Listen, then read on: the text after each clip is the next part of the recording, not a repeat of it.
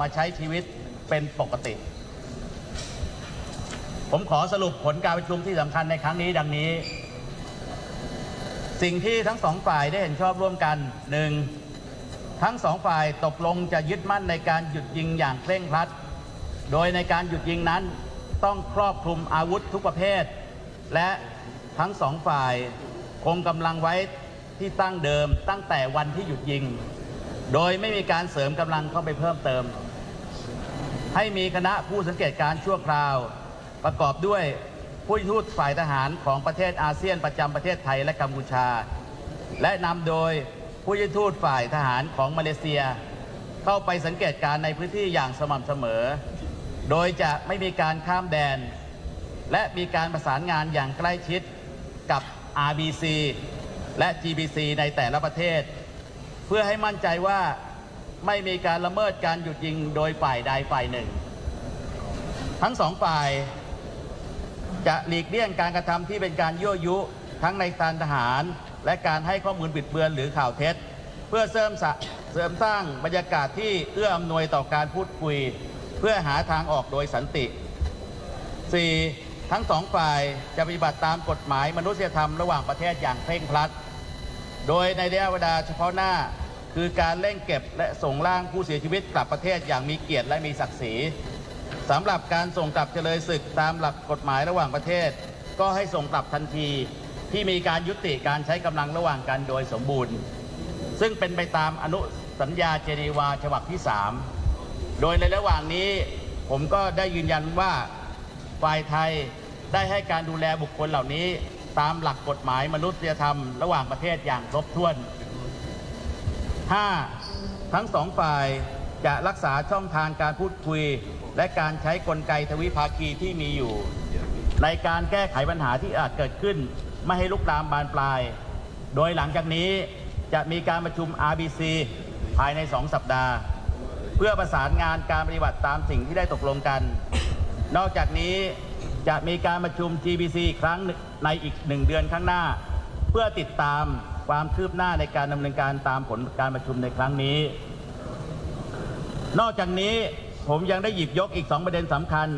แต่ฝ่ายกัมพูชายังไม่ได้ตอบรับโดยขอให้มีการประชุมครั้งนี้เน้นเฉพาะเรื่องการหยุดยิงก่อนและขอให้นำไปหารือในการประชุม GBC ในครั้งต่อไปได้แก่ 1. ความร่วมมือในการเก็บกู้ทุ่นระเบิดซึ่งเป็นปัจจัยสำคัญที่ทำให้เกิดความตึงเครียดจนนำไปสู่การใช้กำลังระหว่างกันในเรื่องนี้ฝ่ายไทยพร้อมให้ความร่วมมือกับฝ่ายกัมพูชาในการเก็บกู้ทุ่นระเบิดในพื้นที่ที่มีการปะทะและพื้นที่อื่นๆตลอดแนวชายแดนเพื่อความปลอดภัยของประชาชนทั้ง2 ฝ่าย 2. ความร่วมมือในการปราบปรามอาชญากรรมข้ามชาติโดยเฉพาะการหลอกลวงออนไลน์หรือออนไลน์สแกมซึ่งส่งผลต่อ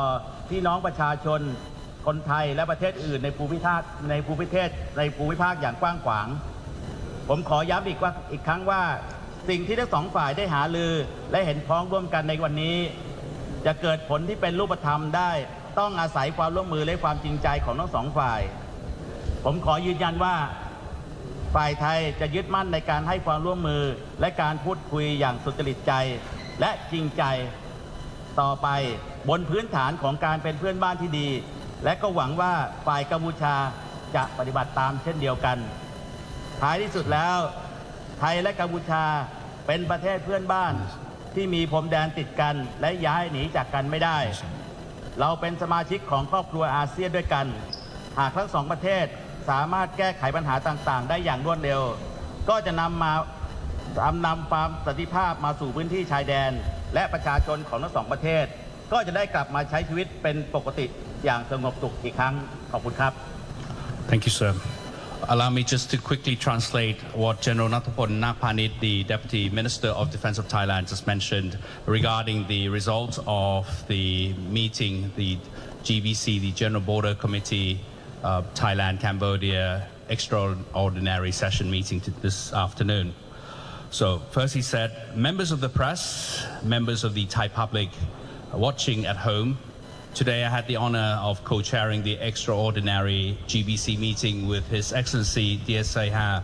Deputy Prime Minister and Minister of National Defense of Cambodia. This morning, I also had the honor of paying courtesy call on His Excellency Dato' Seri Anwar Ibrahim, Prime Minister of Malaysia, which was joined by the Deputy Prime Minister and Minister of National Defence of Cambodia. The discussion was held in a cordial and friendly atmosphere. The Malaysian Prime Minister welcomed the ceasefire and the positive progress made this round of Thailand-Cambodia GBC discussions, viewing it as an important step towards the implementation of the ceasefire. The Malaysian Prime Minister clearly stated that he had already consulted with other ASEAN states and leaders, and they were in agreement that resolving the Thai-Cambodian border issue in a bilateral manner between Thailand and Cambodia. This position is fully aligned with Thailand's approach. Malaysia's role will be to help facilitate dialogue between the two sides so that they can resolve the issue themselves, with ASEAN offering support as needed. In addition, the Malaysian Prime Minister welcomed the consensus reached by Thailand and Cambodia during this GBC meeting on establishing an interim observer team to be led by the Malaysian Defence Attaché and composed solely of defence attaches from ASEAN member states. The United States and China will not take part but have expressed their support in accordance with what Thailand and Cambodia deem appropriate. I would like to take this opportunity to thank the government and the Ministry of Defence of Malaysia in its capacity as the ASEAN chair for their coordination and facilitation in making this meeting proceed smoothly.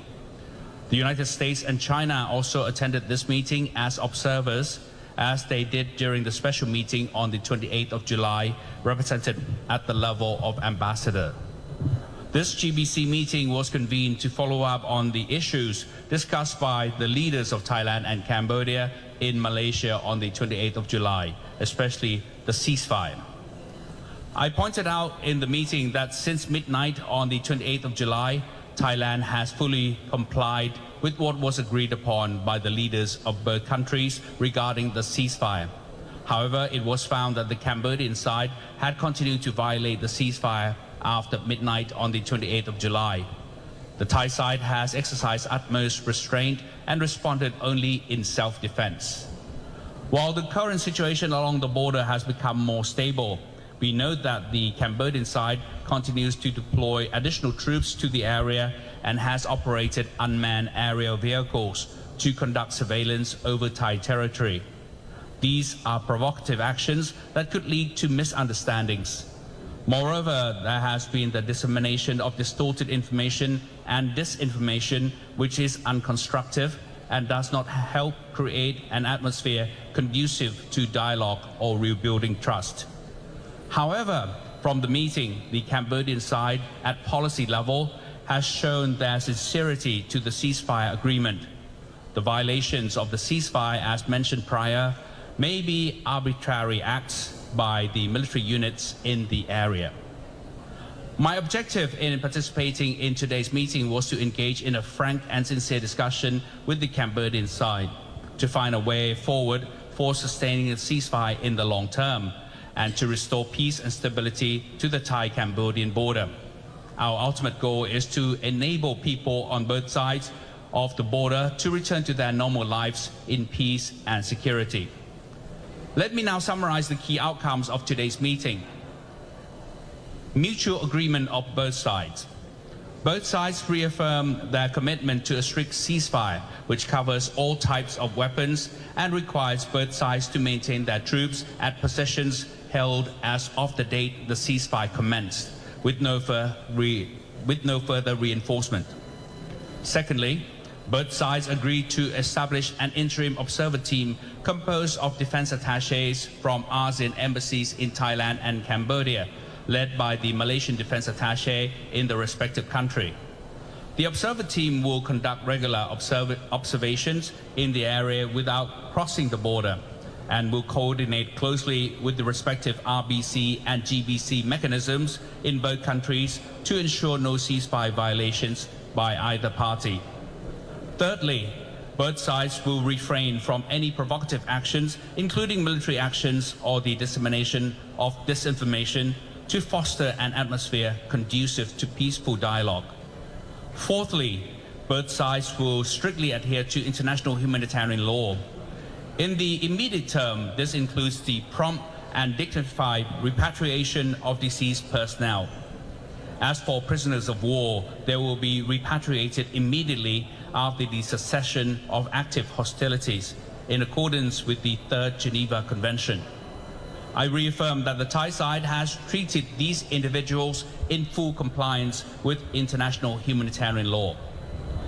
And fifthly, both sides will maintain open channels of communication and make use of existing bilateral mechanisms to prevent any incidents from escalating. Follow-up RBC meetings will be convened within 2 weeks to coordinate the implementation of today's outcomes. Another GBC meeting will be held in 1 month's time to monitor progress. I also raised 2 additional important issues. However, the Cambodian side suggested that today's meeting focus mainly on the ceasefire and that these matters be discussed at the next GBC meeting. And these matters include, first, mine clearance cooperation. Landmines were a key factor that caused tensions and led to the use of force. Thailand stands ready to cooperate with Cambodia in clearing landmines in the areas of recent clashes and other affected areas along the border to ensure the safety of people on both sides. And secondly, cooperation on combating transnational crime, especially in tackling online scams, which have seriously impacted the Thai people and other countries across the region. I would like to emphasize that the outcomes we reach today can only be translated into tangible results with genuine cooperation and sincerity from both sides. Thailand remains committed to continuing our engagement in a sincere and constructive manner based on the principles of good neighborliness. I also hope that the Cambodian side will do the same. To this end, Thailand and Cambodia are neighbors that share a common border and cannot move away from each other. We are also members of the same ASEAN family. If both our countries can resolve this issue swiftly, peace will return to our shared border area, and our people will be able to resume their normal lives in peace once again. So that's a translation of what General Nattapon mentioned. Now we open the floor, ladies and gentlemen, for the Q&A. As I mentioned earlier, we only have limited time, so I'd like to limit the number of questions to about 2 to 3 questions, please.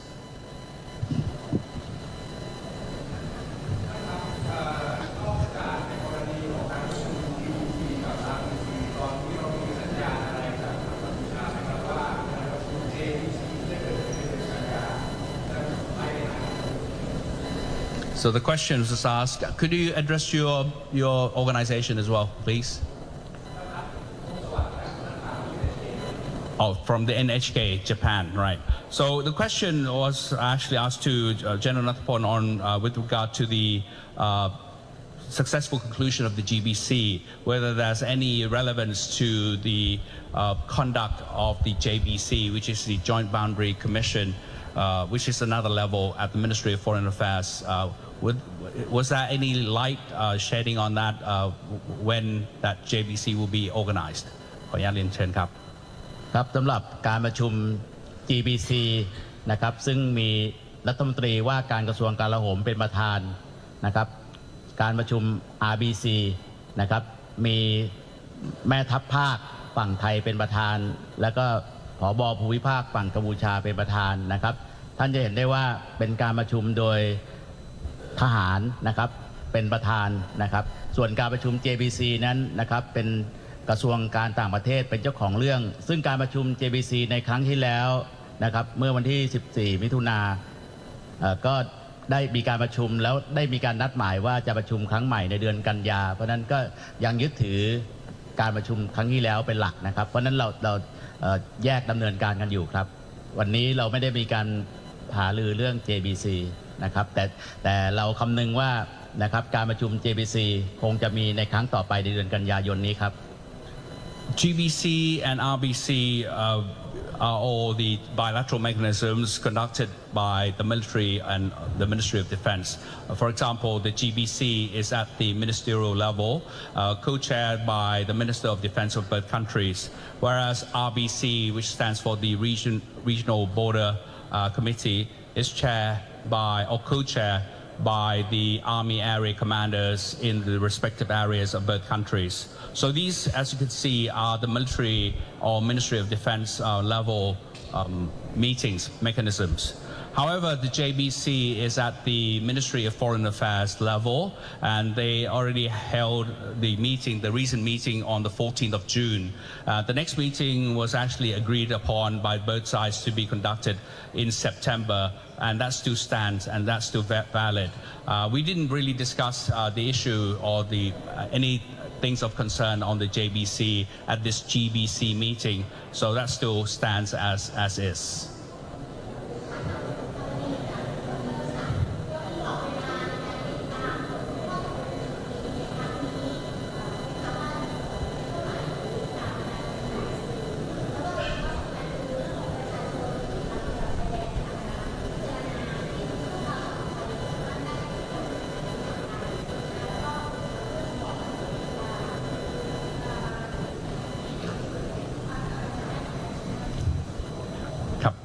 Just a quick translation to the question, Kuntapani from the reporter agency. She asked the question concerning the ceasefire agreement, whether there will be any follow-up mechanism in regard to this ceasefire agreement, and concerning the RBC mechanism,